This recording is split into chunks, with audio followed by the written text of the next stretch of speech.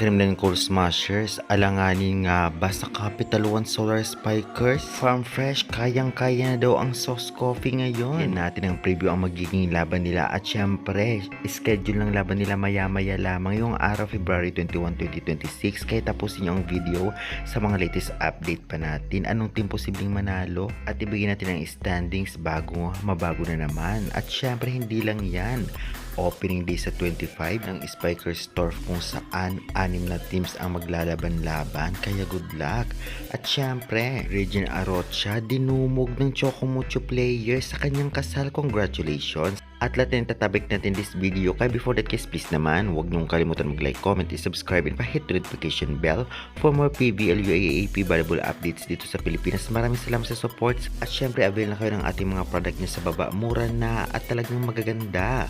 Well, unahin natin bigyan ng preview ang unang laban. Ito nga ang Capital One versus Kremlin 4pm sa PhilL Eco-L Center nga ang laban. 4pm nga ulit ito. At syempre, mapapanood sa One Sports Plus, One Sports sa cable. Meron pa sa Pilipinas Live at Signal application at may free sa pbl.ph live.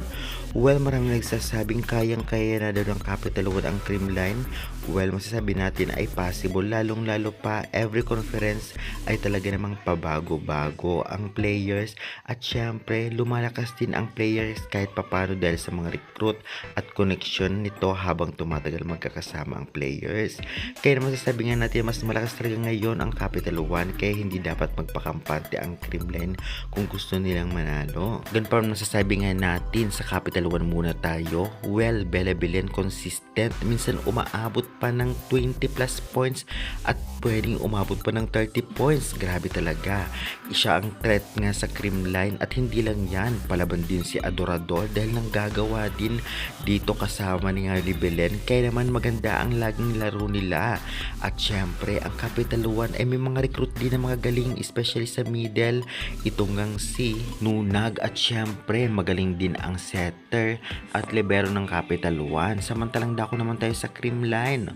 Well, kung ating nakita ay halos lahat sila ng gawa ng nakaraang laro, especially si Gemma Galanza ay nagpakitang gilas na.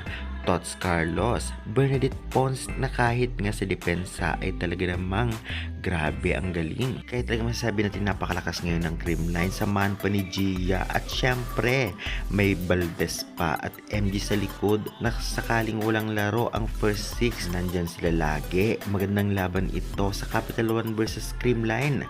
Sa tingin nyo guys, kaya na kaya ng Capital One ang Kremlin Cool Smashers ngayon dahil pinaghandaan? Sige nga, i-comment nyo na yan at huwag kalimutan mag-like and subscribe. Well, susundan naman natin bibigyan ng preview game ang magiging laban nga ng Farm Fresh versus Sauce Coffee Thunderbells. Magandang laban ito dahil halos pareho magaling. Lalong-lalo pa mas lumakas ngayon ang Farm Fresh na talagang kayang tapatan na ang Sauce Coffee. Bakit? Grabe din talaga ang recruit ngayon ng Farm Fresh dahil kahit ang mga bangko ng Farm Fresh ay talagang posibleng gamitin ng first 6 dahil nga sa mga veterans at mga galing ito. Grabe si Trisha Tubo sa Farm Fresh, samahan ni Molina na unstoppable. Grabe din si Hardy ang kanilang setter dahil ang tangkad pa na makakatulong pa sa blockings at grabe din sa serving. Na masasabi nga natin na talagang magaling si Hardy. Napakarami pang mga galing na player. Ito ngang Farm Fresh dahil may Tubino pa, samantalang sa Sauce Coffee ganun pa rin, consistent pa rin ang galing ni Mondoñedo, ngunit parang kumulang nga sa mga wing spikers. Ganun pa man kahit nawala lang si Miner ay malaking impact na sa kanila dahil talagang malaking kawalan si Miner, ngunit mga galing pa rin ang middle nitong Sauce Coffee dahil nga kay Gagate at syempre dito kay Nogales at may si Balyos Gonzaga pa bilang mga wing spikers. Talaga namang magandang bakbakan ito. Pareho magaling ang libero ng Sauce Coffee at Farm Fresh Foxes ngayon at sa blockings hindi rin nagkakalayo. Pareho magaling kahit sa depensa. Kaya guys, excited na ba kayo? Sa tingin nyo, anong team manalo? Sauce Coffee Thunderbells kaya or Farm Fresh Foxes? Pa-comment ka dyan sa baba. Gusto nyo ba ng maraming volleyball tournament dito sa Pinas? Well, meron naman paparating. Ngayong February 25, 2026 ay talaga magsisimula na rin ang Spikers Turf kung saan mga lalaki ang maghaharap-harap. At yan na sa screen ang mga latest na kasali nga ngayon sa Spikers Turf 2026, ang Crisscross, Spin Doctors, Alpha, VNS, 3B at Cub Stars. Talagang magandang laban ang ating matutunghayan nito. Samantalang congratulations kay Regine Arocha sa kanyang kasal.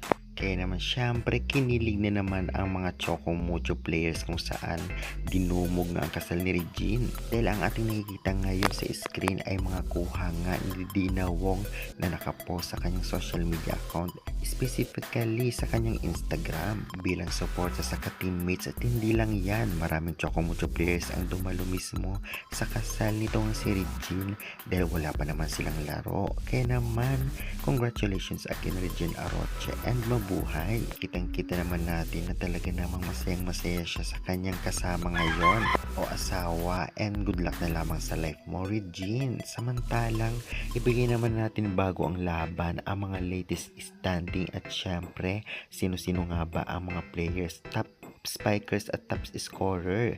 Unahin natin ang standings. Naunguna ang PLDT, Signal at NX LED. Tiyak kapag nanalo itong mga Farm Fresh in 3 straight sets, talagang mapupunta sila sa rank 3 at possible pang mag rank 1. Ngunit hindi basta-basta ang mga kalaban nila dahil Capital 1 na may tuto sa standing, kasunod lamang nila nasa rank 4 ang Creamline at 5 ang Capital 1. Mag rank 1 kaya ang Creamline pag natalo ang Capital 1. Aabang natin niya maya-maya. Samantalang sa Sauce Coffee at Farm Fresh naman, Farm Fresh may 1-2, posibleng malampasan din ang Capital 1 at Galleries pag nanalo sila kontra sa Sauce Coffee. Samantalang ang Sauce Coffee nasa rank 9 na may 1-3. Choco Mucho ang possible at Farm Fresh ang posible nilang malampasan, kaya good luck. Samantalang ito naman ang latest sa Best Spikers. Grabe si Tubo talaga, si D. Belen Santos Pon. Bomba kong bomba dahil karamihan nga kinukuha ang MVP dito nga sa Best Spikers at Best Scorer. Sa Best Scorers naman, grabe si Belen, si Rondina Van Sikel, itong si Arroyo at Davison. Unstoppable sila. Well, mababago pa yun sa mga susunod na laban, but sila nga ang nasa top 10, top 5 at top 3 na talaga namang ini-expect naman natin dahil ang galing talaga nila. Samantalang pag-usapan naman natin ang konting pagbabago sa PVL na talagang halos lahat ng team malalakas na. Hindi lamang ang Creamline, hindi lamang ang PLDT, dahil talaga namang halos lahat na ay may laban kahit nung nasa mga babang rank. Lalong-lalo pa nagpapalakas sa kanila ang kanilang mga recruit na tiyak mas nakaka-intense na mga laban ang ating matutunghayan sa PVL. Dahil alam naman natin noon na talagang napakalakas ng ibang team at hindi na at wala nang thrill sa manonood dahil alam na kung anong team mananalo. At ngayon ay may thrill dahil halos lahat malalakas dahil sa recruit. Kaya naman mas lalong tatangkilikin ang volleyball dito sa Pilipinas. Totoo ba yan guys? Pa-comment ka dyan, ipasubscribe na lang.